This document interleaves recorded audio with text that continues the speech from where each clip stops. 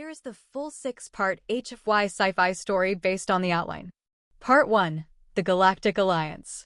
In the Grand Chambers of the Galactic Alliance headquarters, Ambassador Zara Xylan of Earth stood before the assembled council members. As the newest species to join the Alliance, humans were still viewed by many as primitive upstarts, their potential untested. Zara's voice rang clear as she addressed her fellow diplomats. Esteemed members of the Alliance, I come before you today with grave news. Our long-range sensors have detected an unknown force massing at the edges of Alliance space. Their intentions are unclear, but their numbers are vast. Murmurs rippled through the chamber. The Arcturian delegate, Kaeldar, spoke up, his crystalline exoskeleton glinting under the chamber lights. The Alliance has faced threats before. Our combined might has always prevailed. What makes this different? Zara met his gaze unflinchingly. The scale, Kaeldar. Never before have we seen a force of this magnitude. And she hesitated, knowing her next words would be controversial. They appear to possess technology beyond even our most advanced civilizations. The chamber erupted in a cacophony of voices, some dismissive, others alarmed. Zara raised her hands for quiet. I propose we mobilize the Alliance fleet immediately. Scout ships can ascertain their capabilities while we gather our strength. If this is indeed the existential threat we fear, we must stand united. As the debate raged on, Zara couldn't shake the feeling that the Alliance was about to face its greatest challenge yet. And she wondered, not for the first time, if her species was truly ready for the galactic stage. Klaxons blared through the halls of the Alliance command ship Resolute as Captain Nira Valen rushed to the bridge. The Andorian had seen countless battles in her long career, but nothing had prepared her for the scene of utter chaos that greeted her. Status report, she barked, taking her place at the command console. Her first officer, a Benzite named Kree, looked up from his flickering displays, his blue scales pale with shock. Captain, the unknown force, they attacked without warning. Our outer defenses were swept aside like toys. Half the fleet is already gone. Nira felt her blood run cold. Gone? How is that possible? Their weapons, Captain. Like nothing we've ever seen. They cut through our shields as if they weren't even there. On the view screen, Nira watched in horror as another Alliance ship crumpled under a barrage of searing green energy beams. This was no mere attack, she realized. It was annihilation. Send an emergency transmission to all Alliance worlds, she ordered, her voice steady despite the fear gripping her heart. We're under attack by an overwhelming hostile force. All civilians are to evacuate to secure bunkers immediately. All military personnel, prepare for ground combat. We will not surrender our homes without a fight. As the Resolute shuddered under another onslaught, Nira thought of Earth, the youngest and most vulnerable of the Alliance worlds. She could only hope that the humans' reputation for tenacity in the face of adversity was more than just rumor. They would need every shred of that strength now. On the main viewer, a flotilla of sleek, black ships slid into view, their hulls seeming to swallow the very light around them. Nira steeled herself for the fight to come. The fate of the Alliance hung in the balance.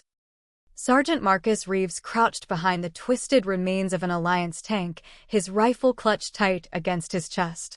Around him, the once gleaming spires of New York City burned, choked by acrid smoke.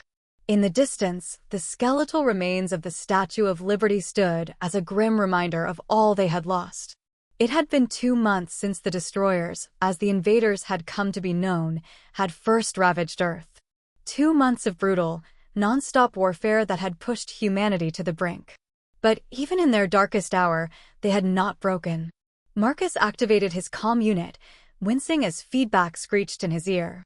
Reeves to base. I'm in position. Any word on that airstrike? A voice crackled back, distorted but unmistakable. Negative, Sergeant. All our birds are grounded. You're on your own. Marcus cursed under his breath. Above him, a trio of destroyer fighters screeched past, their alien engines whining. He knew he should feel fear, but all he felt was a grim determination.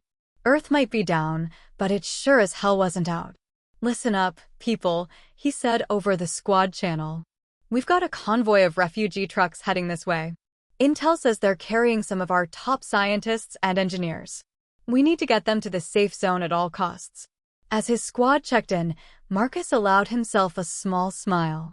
The destroyers might have the advanced tech, but they were about to learn that humans had a few tricks up their sleeves.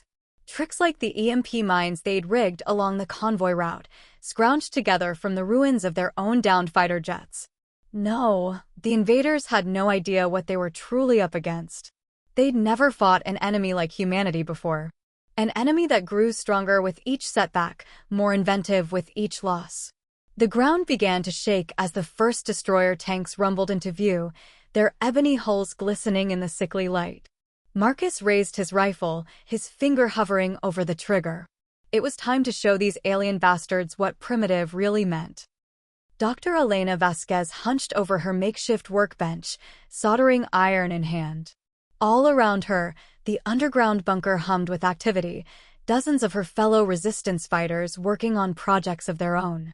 3 months had passed since the fall of Earth, and in that time, the Terran resistance had grown from a ragtag band of survivors into a formidable guerrilla army.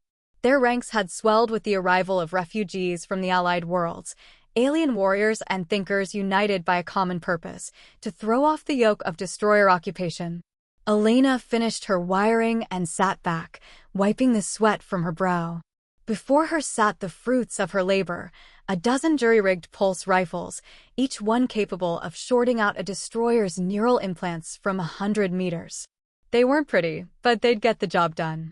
"I still can't believe you managed to reverse-engineer their tech so quickly," came a voice from behind her. Elena turned to see Zekthar, her Arcturian counterpart, his compound eyes widening in appreciation. Elena shrugged, a small smile playing at her lips. "I had a good teacher. Your understanding of quantum harmonics was invaluable." It was true. The alliance between human ingenuity and alien scientific knowledge had been the key to their survival. Together, they had begun to unravel the secrets of destroyer technology, finding ways to turn it against their oppressors. A chime sounded, and a holographic display flickered to life in the center of the room.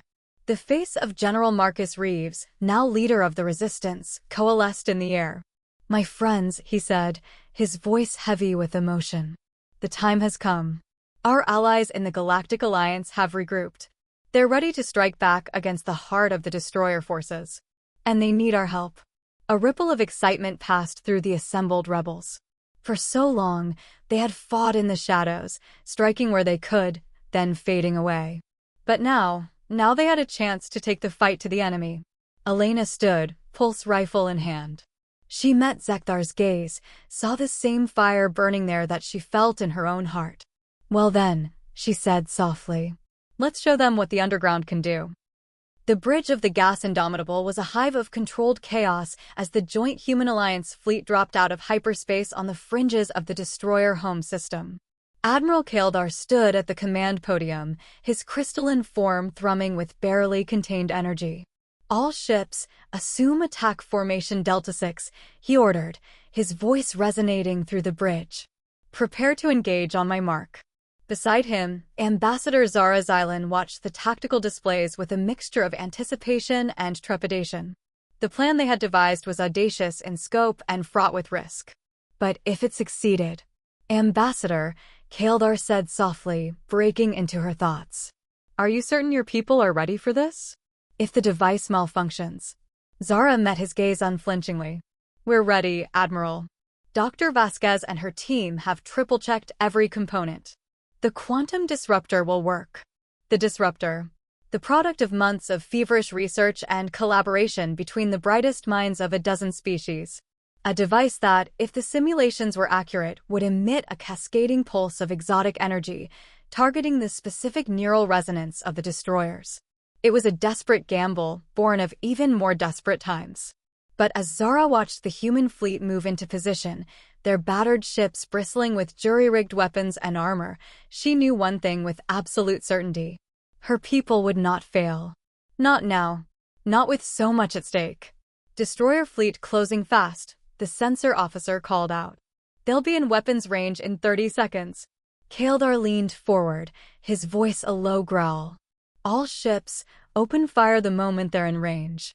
We need to buy the humans time to get that disruptor in position.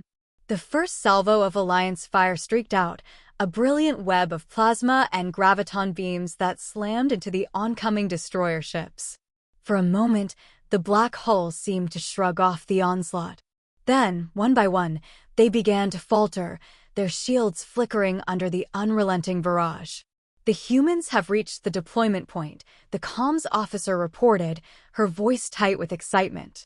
On the screen, a single human frigate broke from formation, barreling towards the heart of the destroyer fleet.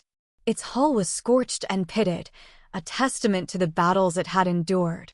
But it flew true, dodging the enemy fire with almost preternatural agility. "They're away," Zara whispered, her heart in her throat. "Godspeed, Indomitable." Silence reigned in the grand chambers of the Galactic Alliance headquarters as Ambassador Zara Zyland took the podium once more. But this was a different kind of silence than the one that had greeted her all those months ago. This was a silence born of respect, of awe, of shared triumph against impossible odds.